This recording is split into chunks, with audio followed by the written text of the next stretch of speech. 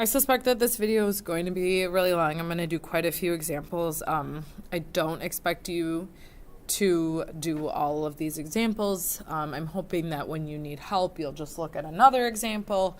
But also, so I'm not going to like check notes, but at the end, I'm going to have you like show me that you completed that huge packet. I've linked it online and I have it here in the classroom.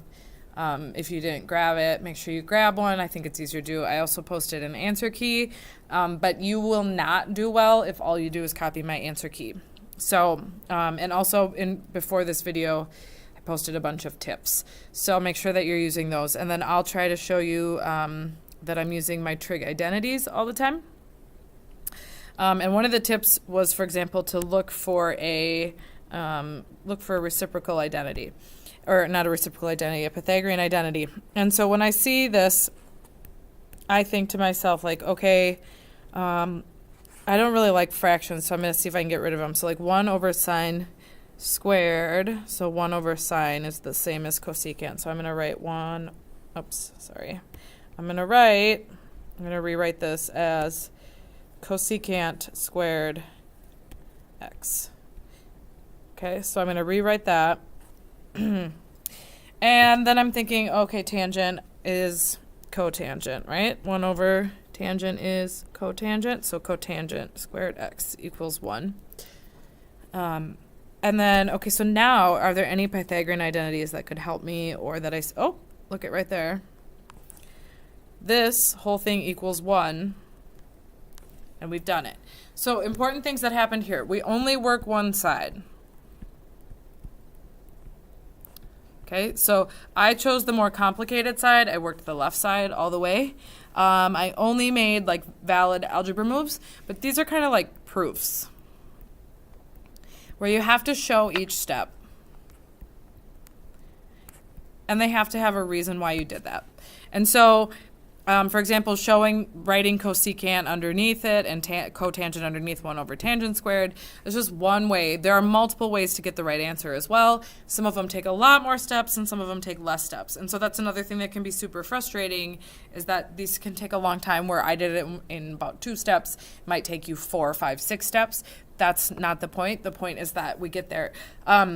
The biggest problem people also have on here is algebra skills. So let's make sure that we are brushing up on those and thinking about if we're struggling, could we replace those x's and y's and stuff with numbers, and would it still work?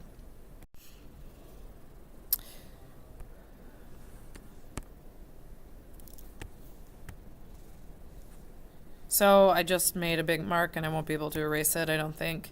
So what can we do with this one? Again, I'm going to start with the more complicated side.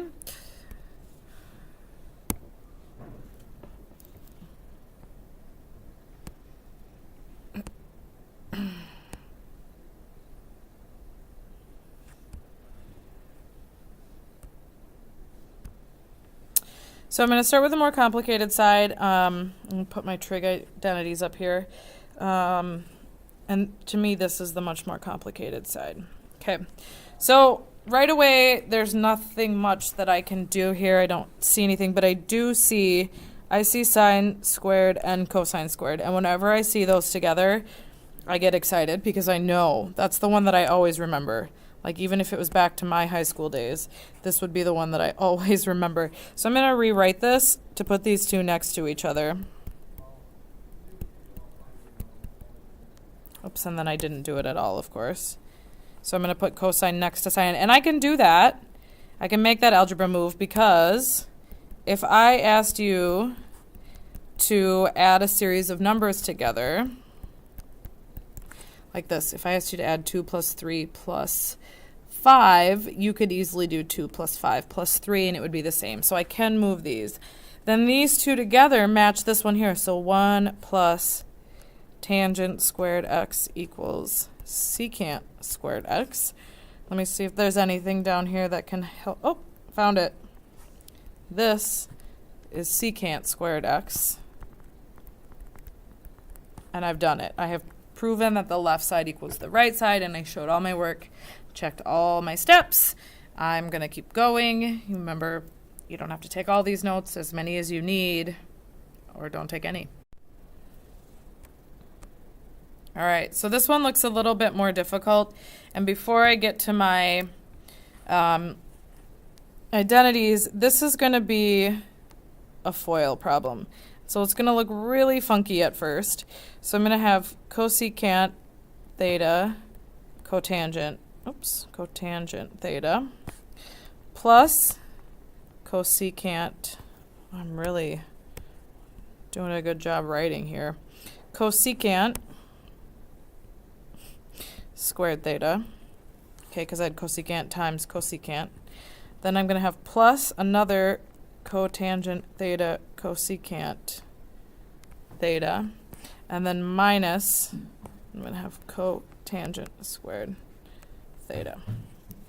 And I think I messed up here. I think this one should be, let's see, should have a minus there too.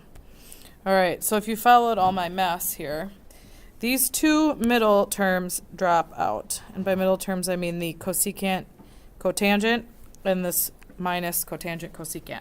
And those are the same because, again, if I had 3 times 2 minus 2 times 3, you would say this was 0 because cotangent cosecant is the same as cosecant cotangent. So those cancel. And now I'm left with cosecant squared theta minus cotangent squared theta equal to 1. And if I put my little image in here,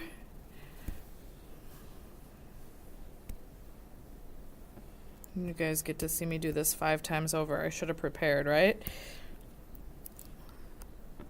When I have this, you will notice down here at the bottom, look at cosecant minus cotangent equals 1. So 1 equals 1, and we have done it.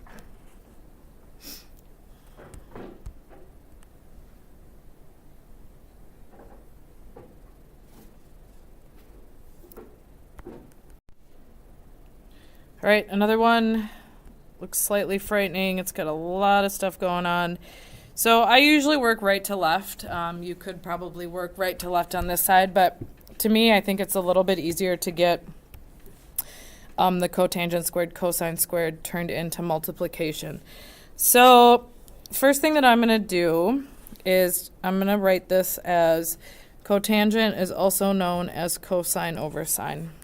So cosine squared x over sine squared x minus cosine squared x equals cotangent squared times cosine squared. And if I want to subtract these two, then what I need to do is make a common denominator. So to make a common denominator, I would think that this is over 1, and they both need sine squared. So I'm going to multiply by sine squared over sine squared. Okay, doing this will give me the common denominator, and then I will be able to continue on. So now I've got cosine squared x over sine squared x minus cosine squared x sine squared x over sine squared x equal to cotangent cosine squared. Okay, now I can subtract across the top and put it all over the bottom. So in the numerator, I've got cosine squared x minus cosine squared x sine squared x all over sine squared x. And that still equals this over here. Okay. What could I do? I think I can factor a cosine out of both the top and the bottom. And I'm left with 1 minus sine squared x. I'm going to stop writing equals. And sometimes it's handy to like go back and think, what am I actually trying to get to? I'm trying to get cosine and cotangent. And I know that cotangent is cosine over sine. So I'm looking at this and I'm thinking, okay, I know I have cotangent times something. What about 1 minus sine x? Oh, bingo. That's what I need. That's sine x. So my next step then is to write this as cosine squared x over sine squared x. And this is another cosine squared x, right? Because I took the 1 minus sine squared right here and turned it into cosine squared. And when I write it like this, it's easy to see that this thing turned to cotangent squared. And I get to keep that there, and I have done it. All right, so looking at this one, another different one, I'm going to work the left side because that's more complicated. And I notice right away that the sine cubed x plus cosine squared sine squared, they each have a sign in common. So I know right away I can take a sine x out of this. So that's where I'm going to start. So I've got, when I factor that, I'm going to have sine squared x. And then when I factor out here, all I'm left with is cosine squared x. And I'm already like excited because I know this equals 1. So if I have sine x times 1, well then really I have sine x equals sine x, and I've done it. Not so bad. Looks like I have one more example for you. Oh, I don't. So we're all done. Keep working on the packet. You'll notice on the answer key that it kind of divides. It says like day 1, day 2, day 3, day 4. That is a great way to keep yourself on track, making sure you're doing, I think it's about 8 a day. So think to yourself, 8 per day, and we will have another activity day.